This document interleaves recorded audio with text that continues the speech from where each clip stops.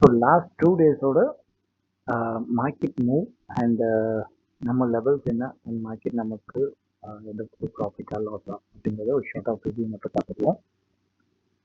So Monday நேற்று நம்ம குரூப்பில் மென்ஷன் பண்ணது என்னென்னா மார்க்கெட் ஆல் டைம் ஹையில் ஓப்பன் ஆகிருக்கு, நியூ லெவல் அன்லாக் அப்படின்னு சொல்லி மென்ஷன் பண்ணியிருந்தது. எக்ஸாக்டாக பார்த்தீங்கன்னா 9:20.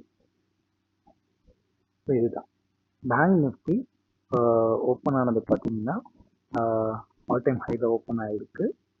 அண்ட் சேம் அஸ் வெல் இது இது இதை வந்துட்டு எக்ஸாக்டாக இது ஒரு பிரேக் அவுட்டா இல்லை ஒரு மேனிப்புலேஷனா? என்னன்னா பிரேக் அவுட் மீன்ஸ் மார்க்கெட் வந்துட்டு ஃபுல்லாக வந்துட்டு பிரேக் அவுட் கொடுத்து நமக்கு புல்லி சைடு போகிறதுக்குரிய ஆப்ஷன் இருக்கு.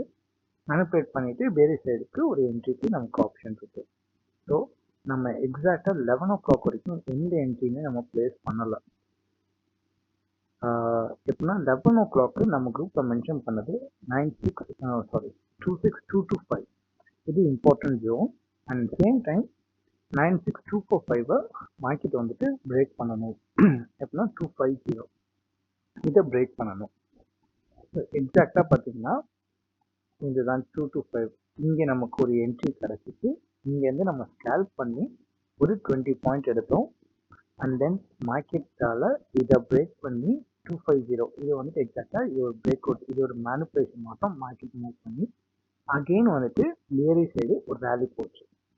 அண்ட் தென் நம்ம நெக்ஸ்ட் இது பார்த்தீங்கன்னா 12:20 மார்க்கெட்டு புள்ளி சைடு எக்ஸ்பெக்டேஷன், நம்மளோட எக்ஸ்பெக்டேஷன் புள்ளி சைடு தான் இருந்துச்சு. ஸோ எக்ஸாக்டாக இந்த டைம் தான் இங்கேருந்து மார்க்கெட்டு நமக்கு ஒரு புல்லிஷ் என்ட்ரி நமக்கு கிடைச்சிச்சு. பட் இது நம்ம வந்துட்டு எக்ஸாக்டாக நேற்று எடுத்தது வந்து பார்த்தீங்கன்னா கவுண்டர் ட்ரேடு தான் நம்ம எடுத்தோம். இது கவுண்டர் ட்ரேடு. ஸோ கரெக்ஷன் மார்க்கெட்டோட வேல்யூ வந்து பார்த்தீங்கன்னா பேரிஷ் சைடில் அது ஒரு கரெக்ஷன் கொடுக்கும் போது நம்ம என்ட்ரி எடுத்தோம். ஸோ 2 என்ட்ரி தான்.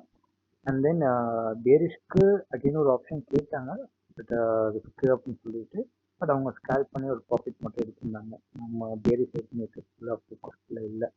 ஏன் அப்படின்னா மார்க்கெட்டு வந்துட்டு ஃபுல்லாக சப்போர்ட்டிவ் ட்ராக்ல இருக்கிறப்ப இருந்துச்சு.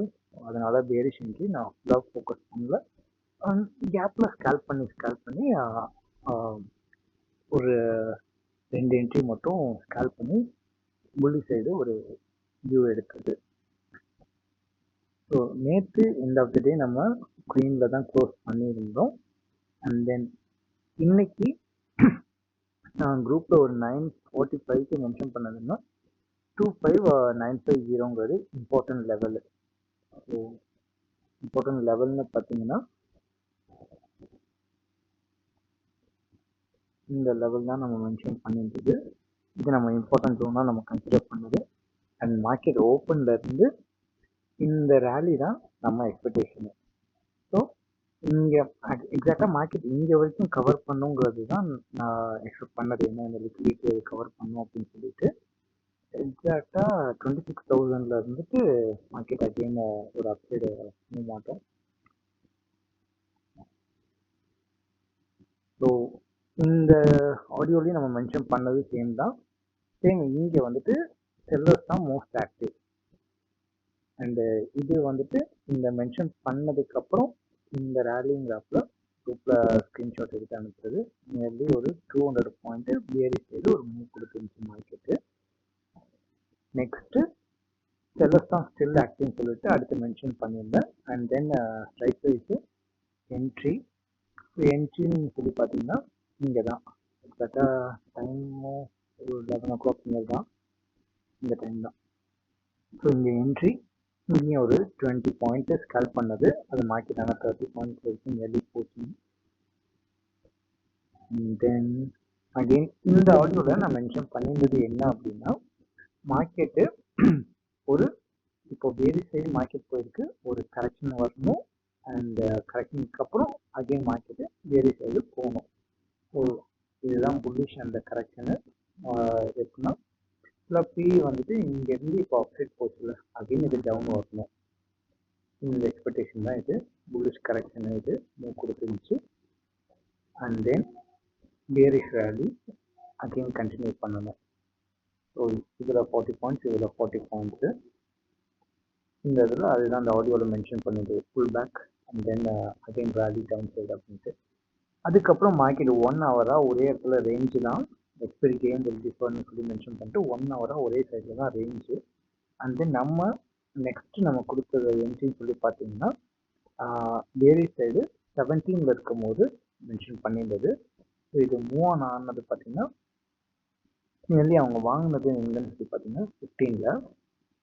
இதுதான் என்ட்ரி. ஸோ இங்கேருந்து மார்க்கெட்டு எவ்வளோ தூரம் மூவ் ஆன் ஆச்சுன்னா நியர்லி 55 வரைக்கும் மூவ் ஆச்சு.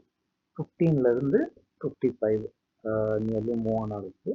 அதுக்கப்புறம் ரேஞ்ச் அடிச்சுட்டு இன்னைக்கு மார்க்கெட்டு க்ளோஸ் ஆச்சு. அதுக்கப்புறம் இன்னும் வியூ பண்ணல, ஏன்னா எண்ட் ஆஃப் த டே நமக்கு என்ட்ரிஸ் பர்ஃபெக்டாக இருந்துச்சு. ஸோ அதுக்கப்புறம் வந்துட்டு ஸ்கால்ப் மட்டும் பண்ணிவிட்டு எக்ஸிட் ஆகிட்டோம். ஒரு 3:10 வரைக்கும் தான் பார்த்தேன் மார்க்கெட், அதுக்கப்புறம் இன்னும் பார்க்கல. ஸோ எண்ட் ஆஃப் த டே நமக்கு இன்னைக்கு எப்படின்னா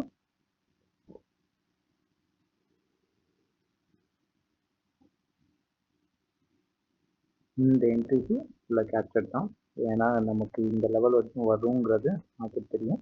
ஸோ இந்த என்ட்ரி கேப்சர்டு. நெக்ஸ்ட்டு இந்த என்ட்ரிஸ்மே இந்த கரெக்ஷன் என்ட்ரின்னு அகெயின் வந்துட்டு எக்ஸிட் ஆகிட்டு அகெயின் கரெக்ஷன் என்ட்ரி கேப்சர்டு. இந்த புல்லிஷ் கரெக்ஷனு இதை மென்ஷன் பண்ணியிருந்தோம். ஸோ இந்த கவுண்டர் ட்ரேடு இது மட்டும் இன்னைக்கு எடுக்கலை.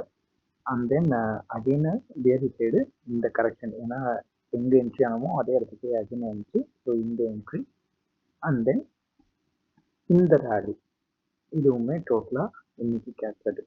நியர்லி 4 இது நாங்கள் என்ட்ரி இன்னைக்கு பார்த்தீங்கன்னா, அண்டு நேற்று ஒரு 2 என்ட்ரி.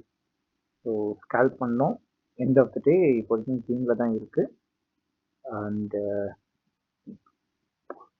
இந்த 2 days மார்னிங் எப்படின்னா டிசம்பர் ஓப்பனிங் பர்ஃபெக்டாக தான் இருக்குது. அண்ட் நாளைக்கு எது நியூஸ் இருக்கா, அண்ட் நம்ம லெவல்ஸ் என்ன, அண்ட் மார்க்கெட் நமக்கு எவ்வளோ சப்போர்ட் பண்ணிச்சு, அண்ட் ப்ராஃபிட்டா லாஸா அப்படிங்கிறத நான் உங்களுக்கு நாளைக்கு ரீச் பண்ணுறேன். தேங்க்யூ.